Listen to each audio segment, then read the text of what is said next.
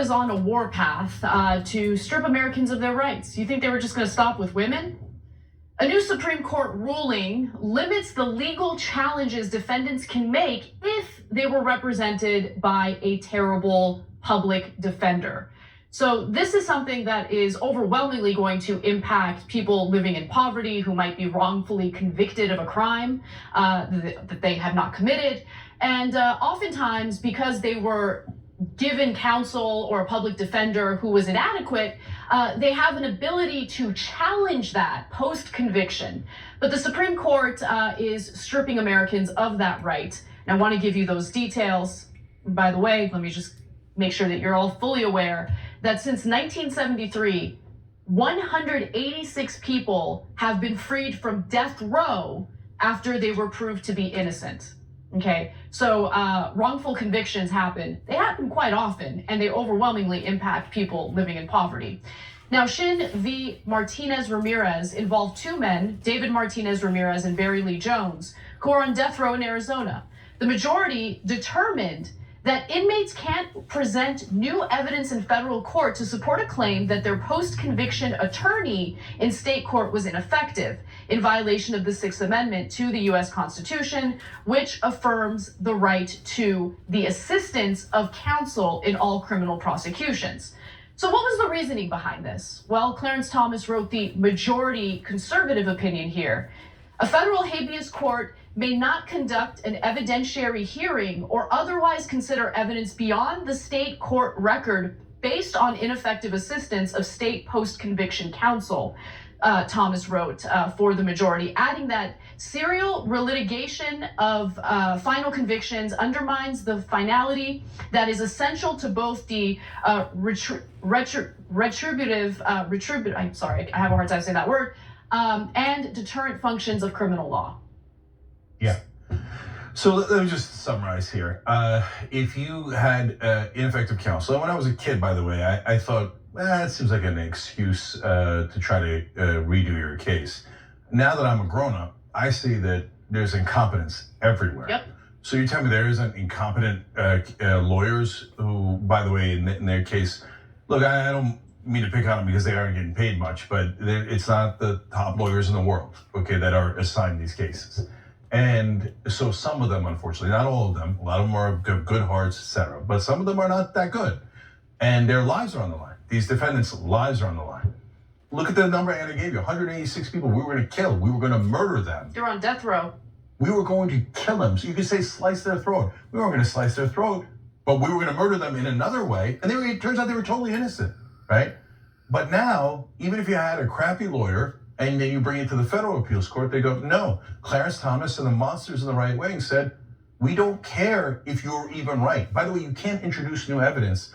One of the loopholes they use to introduce new evidence is I had ineffective counsel who did not present this evidence, oftentimes because he was ineffective. He had exculpatory evidence, or he could have found exculpatory evidence, and he didn't, okay? So then the court says, and this is unbelievable, but it's true, we don't care. We don't care if you're innocent. There are literally cases where the guy can prove he wasn't even in the state. And he says, my lawyer didn't introduce the evidence that I wasn't in the state when the murder happened. Don't care, go die, we don't care.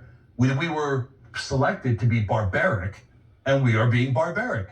You can all go, you don't have any rights, freedom, that's a punchline we use to have the right wing oppress you. We don't actually believe in freedom. No, you will stay in jail, and we don't give a goddamn that you're innocent. He says it undermines, Clarence Thomas did, it undermines the finality that is essential to both the retributive and deterrent functions of criminal law, okay? How so?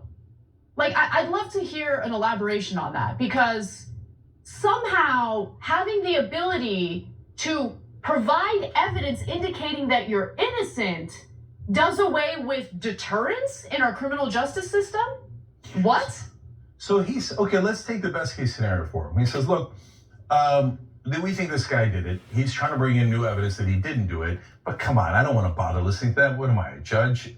Oops, you are. So he says, but I don't want to hear that. If we kill him faster, that way we'll get retribution quicker, and it will be more of a deterrence to people if they see us killing people left and right without even checking twice. I would argue that that's not deterrence. It's more of a deterrence if you know for sure that they got the right guy. Right. If you think, hey, maybe they'll get the wrong guy and kill him instead of me, it might encourage you to do more crime. And by the way, I mean, again, who is more likely, which population is the most likely to be accused of a crime and then assigned a public defender? Who? Poor people. Poor people. This country despises poor people. And the Federalist Society endorsed judges that sit in the Supreme Court right now are pro-corporate. The reason why they were nominated by Republican presidents is because they love corporate power and they hate the poor. And their rulings make that abundantly clear. Now, Justice Sonia Sotomayor wrote the dissenting opinion, and I want to read from it to give you a sense of what the liberal justices are saying. The Sixth Amendment guarantees criminal defendants the right to the effective assistance of counsel at trial. This court has recognized that right as a bedrock principle that constitutes the very foundation for our adversary system of criminal justice. Today, however, the court hamstrings the federal court's authority to safeguard that right. The court's decision will leave many people who were convicted in violation of the Sixth Amendment to face incarceration or even execution without any meaningful chance to vindicate their right to counsel. She warned also, noting that the ruling all but overrules two recent precedents, Martinez v. Ryan and Trevino v. Thaler. And expect more of that, as we're about to experience later in June with the reversal of Roe v. Wade. The Supreme Court has absolutely no interest in maintaining longstanding laws or precedent. They don't care. They were put there for a specific reason, and it's to crush you. And that is what they're carrying out as we speak. So that's literal. I'm going to explain that. So last things here. First of all, Republicans pretend to be populists these days. Hilarious. Don't look at what they're saying, look at what they're doing. Every law they pass is tax cuts for the rich. And if you're poor and you didn't do it, who cares? Let's rip his freedom away. Oh, they're getting financed by people like private prison systems who make money by taking your freedom away and stuffing you into a prison. Who takes the most amount of checks from them? The Republican Party. They don't mind taking your freedom away, and if you're poor, God help you. You're voting for a Republican, you're the biggest schmuck there is. Look, I at this point, I loathe the Democratic leadership. So I'm not telling you like, oh, Nancy Pelosi's gonna save you. She ain't gonna do nothing. She's an elitist too, okay? But the Republicans are nowhere near populist. They are now and have always been for the rich. Now, last thing is about the justices. Gorsuch and Kavanaugh literally had two cases where they said it's okay for a corporation to kill you. They're the only judges in the country, almost only judges in the country that have ever ruled that way. In the Gorsuch case, it was a trucker, and the corporation ordered the trucker to freeze to death, and the trucker had the temerity to not freeze to death. And Gorsuch said, was the only judge that looked at that case out of a ton of judges as it went through the appeals system that said, yeah, he should have died.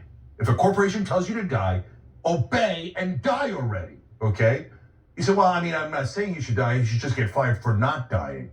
And in the SeaWorld case of Kavanaugh,